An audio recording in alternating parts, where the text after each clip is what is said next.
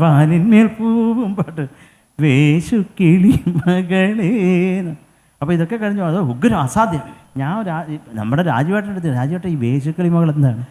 അതിലേക്ക് ഒരു കിളി. കാര്യം അദ്ദേഹത്തിൻ്റെ അടുത്ത് ചോദിക്കാനുള്ള ഒരു വല്ലാത്ത അവസ്ഥ. പോയി ചോദിക്കാൻ പറ്റാതെ അതിനെന്ത് ചുമ്മാ അർത്ഥമില്ലാതെ അദ്ദേഹം എഴുതത്തില്ലല്ലോ.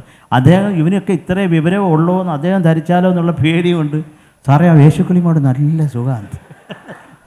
പിന്നെ ശ്രീരാഗം പറയേണ്ട കാര്യമില്ല. അത് ആ പാട്ടിന് അതൊരു ഏറ്റവും പ്ലസ് എന്ന് പറഞ്ഞാൽ ONV സാറിൻ്റെ ലിറിക്സ്, പിന്നെ ദാസേട്ടൻ്റെ ആലാപനം, പിന്നെ നമ്മുടെ പറയണ്ട മോഹൻലാൽ അണ്ണാച്ചി ശോഭനയും അലക്കി തീർത്തേക്കുക, പിന്നെ രാജുവേട്ടൻ. അല്ല സ്വരങ്ങൾ ഇത് ദാസേട്ടൻ കണ്ടിട്ട് എന്നെ വിളിച്ച് ദാസേട്ടൻ പറഞ്ഞു, എടാ മോനെ നീ എന്നെ കൊന്ന് പാടിച്ച സ്വരങ്ങളല്ലേ അവർ പച്ചക്കറി അരിയാടാ എന്ന് പറഞ്ഞു ആ പാട്ട് കണ്ടിട്ട്.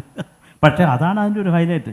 അല്ല ഇപ്പോൾ ലാൽ സാർ ഇരുന്ന് സ്വരം പാടുന്ന ഒരു സ്റ്റേജ് കാണിച്ചാലൊക്കെ അത് അലമ്പായിപ്പോയനെ. പക്ഷേ അത് വളരെ കൃത്യമായിട്ട് അതിൽ ലളിത ചേച്ചിയാണെങ്കിലും എല്ലാ ഇന്നസെൻ്റ് ചേട്ടനും എല്ലാവരും അത് ഒരു ബ്യൂട്ടിഫുള്ളായിരുന്നു. ഇടയിൽ തിലകൻ ചേട്ടനും ശ്രീവിദ്യ അമ്മയും ബ്യൂട്ടിഫുള്ളായിട്ട് പിക്ചർ ചെയ്തേക്കുന്നത്. പിന്നെ അത് നിന്മൗന അതൊരു സിങ്കപ്പേറ്റഡ് ഋതമാണ്. അപ്പോൾ അതൊക്കെ അത് കൃത്യമായിട്ട് അത് എന്താ പറയണ്ടേ, ശോഭനയുടെ കാര്യം പറയേണ്ട കാര്യമല്ല.